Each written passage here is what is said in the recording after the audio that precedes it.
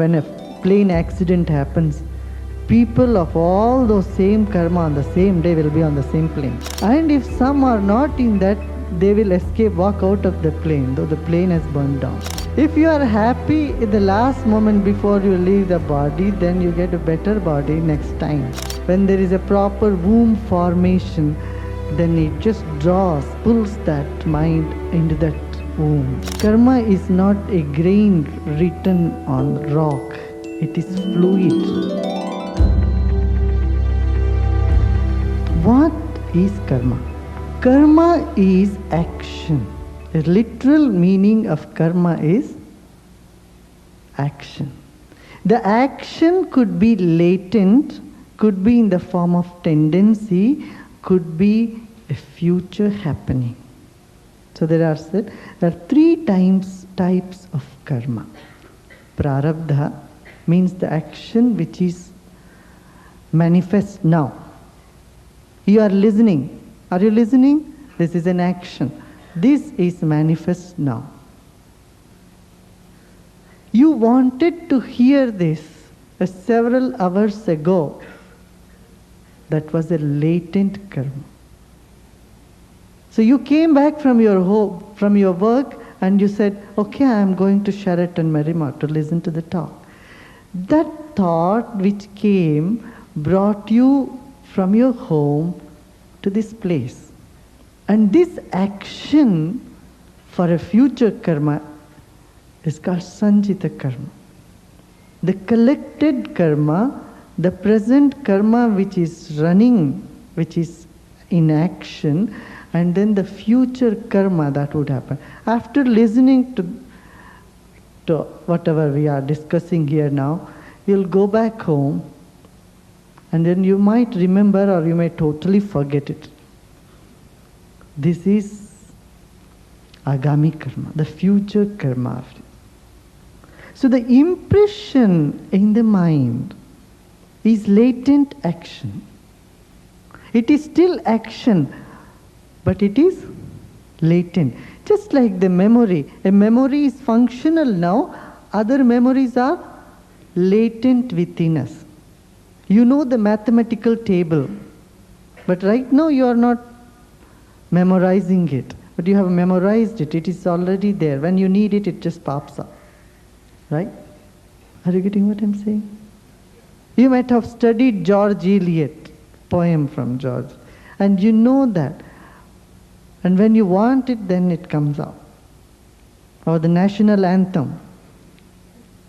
So certain impressions, strong impressions in the mind remains, and they form the future karma. Every habit is a sort of karma. Do you know what I'm saying? Suppose you have been drinking coffee every morning, and one day you don't drink, you get headache. This is coffee karma. Now, how to eliminate coffee karma? Either by drinking it or observing it. Okay, every day I've been drinking nicotine, it's no good for me. Okay, let the headache come for me.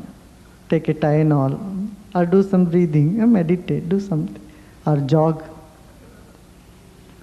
Being aware of a tendency in us will help us to overcome the tendency, or experiencing the tendency, we overcome the tendency.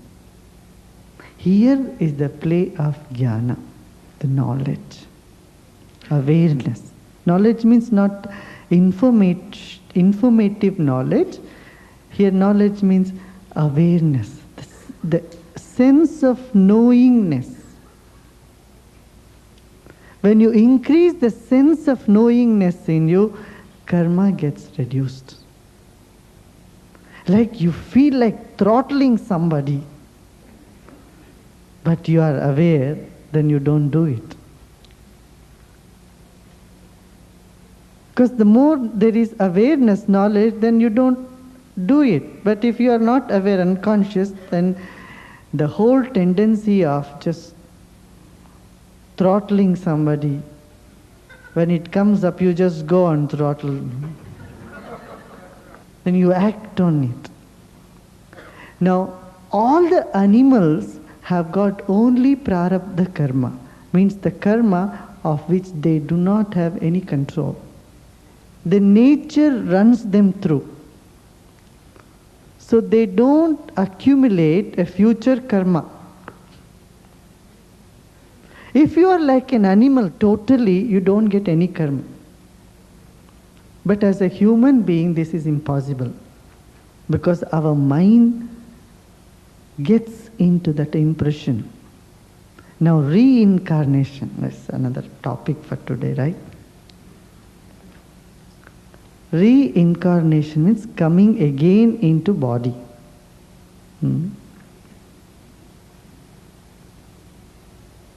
Our mind is energy. And by the law of thermodynamics, you know, energy cannot be destroyed, right? Third law of thermodynamics. If mind is energy, what happens to this energy when someone dies? Now, when someone dies, what is happening? Death is almost like a sleep. What happens to you when you sleep? You know, the most ironic thing is that we sleep every day, but we have never met our sleep. Every night, you go into your bed and sleep, and you have never met your sleep. If you meet your sleep, if you happen to understand your sleep, you will understand your death also. How, while sleeping, your whole consciousness, attention, your mind shrinks, and then one by one you are shut off from the outer experiences and move inward into a void, a space. And then how you wake up in the morning, the same energy, then the same consciousness which was shrunk now starts expanding, which opens up, and you wake up. And if you carefully observe the mechanism, the last thought that you get just before falling asleep becomes the first thought when you wake up. This gives you a clue of your reincarnation. The mind, which is full of different impressions, leaves this body, but the impressions remain with the mind like a balloon and waits for a proper or situation for the same mind to come down. And when there is a copulation, when there is a proper womb formation, then it just pulls that mind into that womb.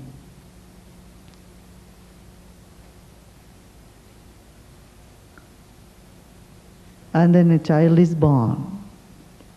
A body is gained. So it is that the last thought is more important. Whatever you do throughout your life, at least in the last moment, your mind should be free and happy. If you are happy in the last moment before you leave the body, then you get a better body next time.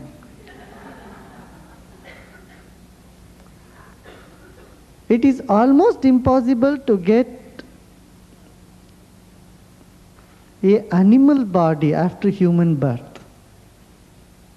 It's very rare, but still it is possible.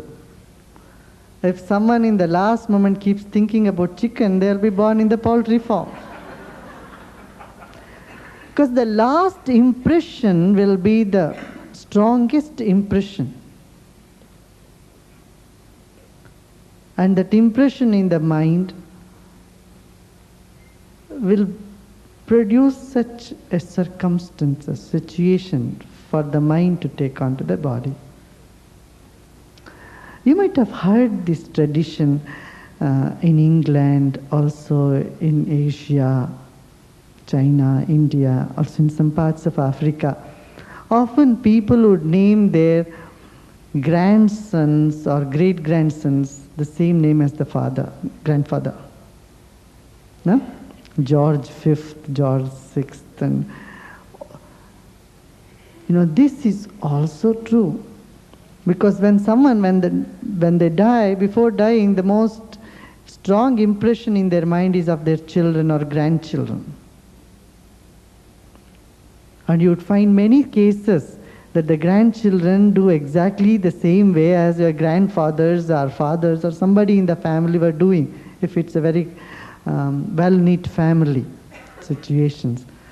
They would act and behave like them, even though they are born several decades apart. Have you noticed, how many of you have experienced and noticed these things? This is very common, because then the children are the strongest impression in the mind of the grandparents, often. The strong impressions will create such a karma, because every impression is karma. But nothing to worry about it. Because karma is not a grain written on rock, it is fluid. And karma is always bound by time. Because every action has only a limited reaction, not infinite. Suppose someone commits a crime, they get imprisonment in jail. That too, there is a time limit. 5 years, 10 years, 20 years, some time is kept. So every karma has only a limited sphere of its effect, good or bad. See, you do something good to people and then they'll come and thank you. They are grateful to you, as long as they are experiencing that effect of it. Do you see what I'm saying? Karma is that which propels reincarnation. Stronger the impression, the nature of next life could be that, predicted by that. There is one thing that can erase the karma, that is awareness, knowledge, self-awareness. If you are aware of yourself, if you are in total love, then you are free from karma. When you are in total knowledge, total awareness, that is right, that is what the Buddhas and all the ancient rishis have said, coming out of the cycle of birth and death. That is, you have a choice. If you want to come, you can come. Okay, let me go there, play for some time, come back. That you are not bound by an impression. You are free, See, a jailer and a prisoner could be the best example here. A prisoner cannot come, is also in the jail, and a jailer is also in the jail. But the jailer has the freedom to go in and out and do what he wants, but not the prisoner. And what gives you that freedom is your awareness. Do you see what I'm saying? Like addictions are nothing but very, very strong impressions in the consciousness. Whether it is alcohol, sex or drugs, anything, any addiction is like compulsion or compulsive behaviors. All is part of karma. And the karma is infinite. Because creation is not linear function, it is multi-dimensional. Truth is not linear, it is multi-dimensional. It's less spherical. In a sphere, every point is connected with so many other points. If it is just a straight line, one point is connected with only 2 points, one back, one front. But in a sphere, a point is connected 360 degrees from all sides. So karma is such a thing, it is a multi-dimensional attitude. So in the Krishna has said in Gita, Gahana Karmano Gati, means unfathomable are the ways of karma. There are many types of karma, individual karma and immediate family karma, the societal karma, and the time has a karma of its own too. When a plane accident happens, people of all those same karma on the same day will be on the same plane. And if some are not in that, they will escape, walk out of the plane, though the plane has burned down.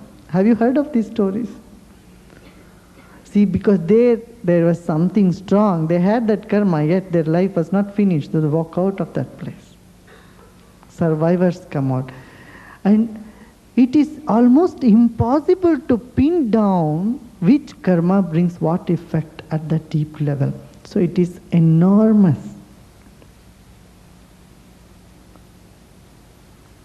Of the three different karmas, sanchita, the karma which we have brought with us, prarabdha, the karma which is yielding fruits right now, and the agami, the karma which we may incur in the future.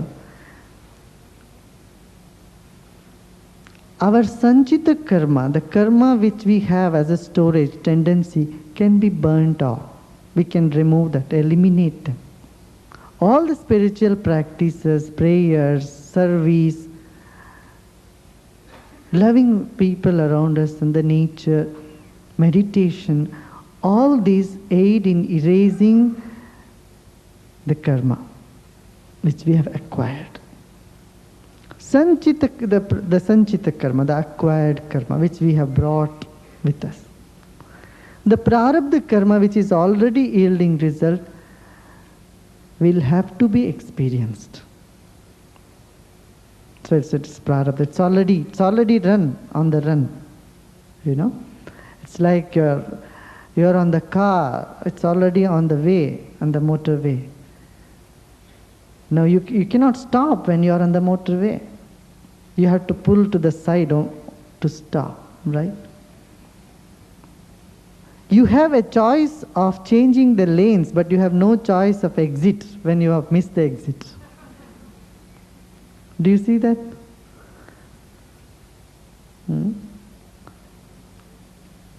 There is a freedom, and yet there is no freedom.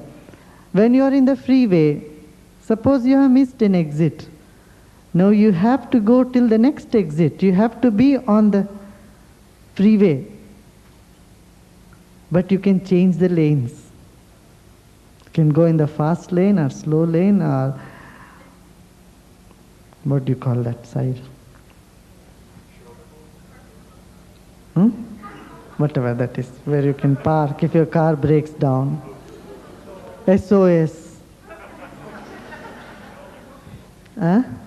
Shoulder. Shoulder. You can park in the shoulder. So there is such a freedom, yet there is no freedom in one sense. So with the prarabdha karma, there is some freedom and there is no freedom. Certain we have to experience those things, whoever it is. And then the third karma, that is agami karma, which we might make it in the future. Like, suppose you violate some laws of nature today, and in future you have to experience the consequences.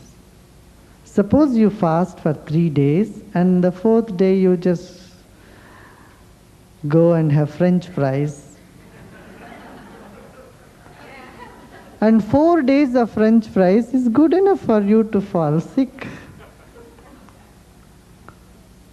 So this is agami karma. You know if you do this, you are going to experience. Knowingly or unknowingly, that karma, that future karma, we do and we have to experience the consequence of it. That could be stopped.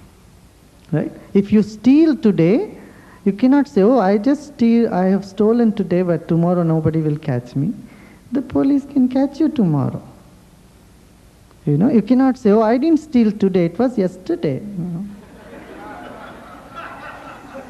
You cannot say, no, I live in the present moment. No. You cannot say that was a different person. I changed. I didn't do it. Well, you suffer in that.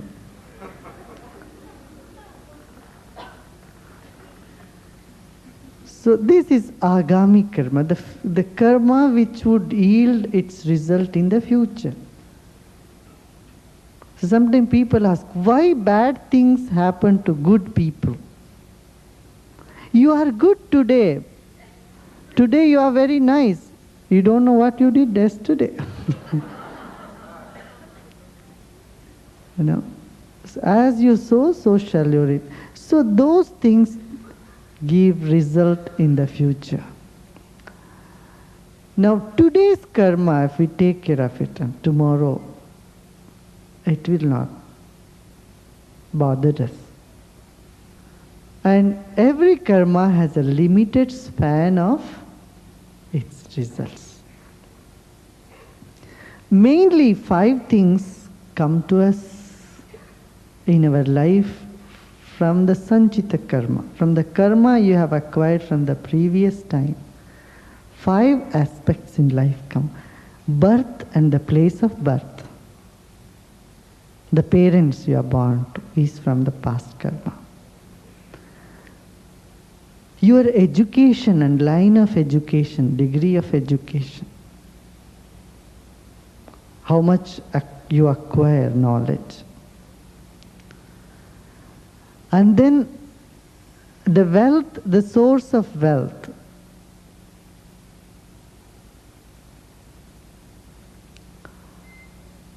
Your longevity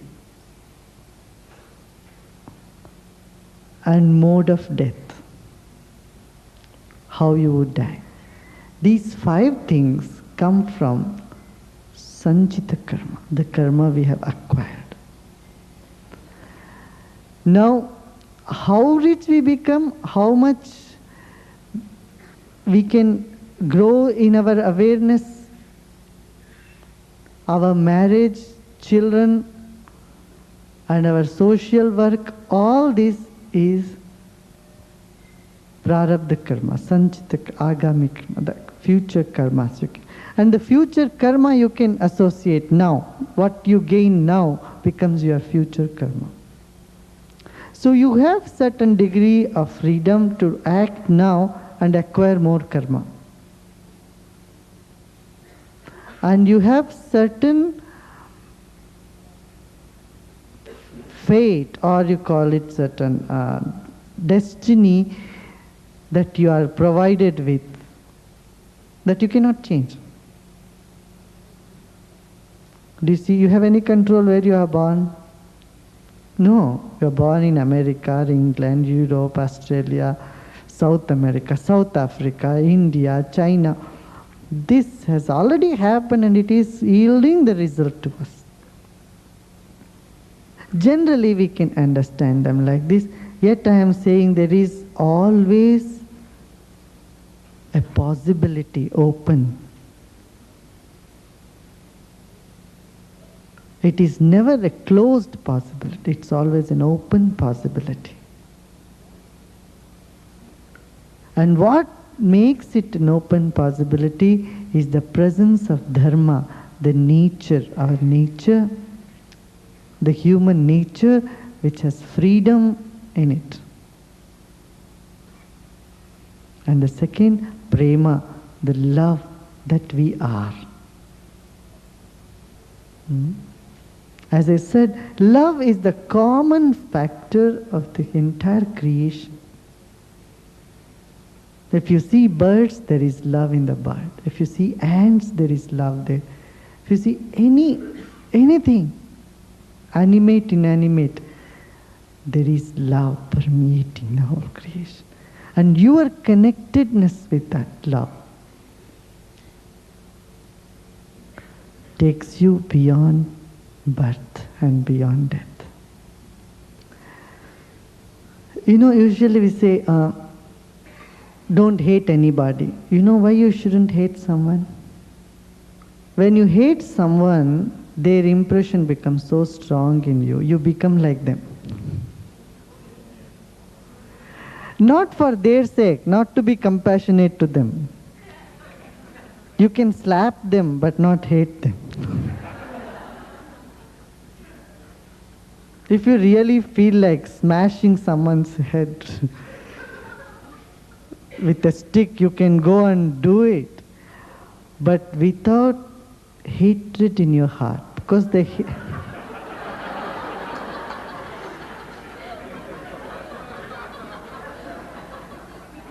see, your hatred makes you like them.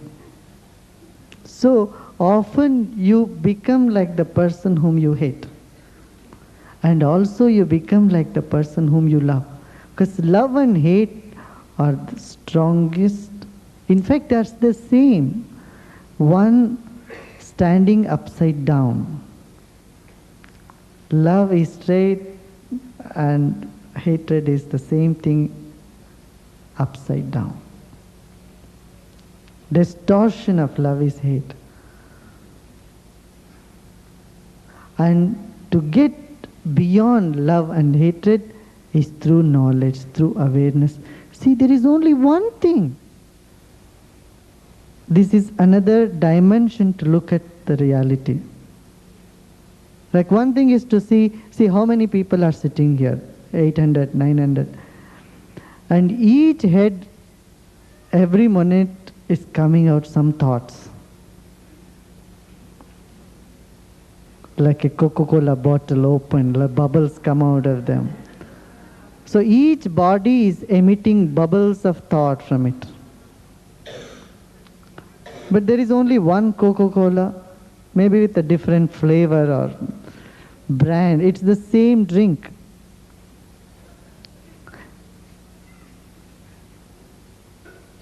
Can you see that? See, how many billion people live on this planet? 8, 9 billion people? 6 billion people? 6 billion people are living in this planet, and 6 billion heads and 6 billion thoughts every second. In this whole consciousness, see, 6 billion thoughts are coming up every second. Every second, it's not staying there. They come and go, another set of 6 billion thoughts. Some are in Chinese, some are in English, some are in French, some are in some other language, some are in Hindi, some are in Kannada. All different languages, all different emotions, all different colors. It's all happening in this moment. This moment has a mind of its own. And so many thoughts come in this moment and they vanish, just like the waves in the ocean. So why to give so much importance to what someone says, including what I'm saying now?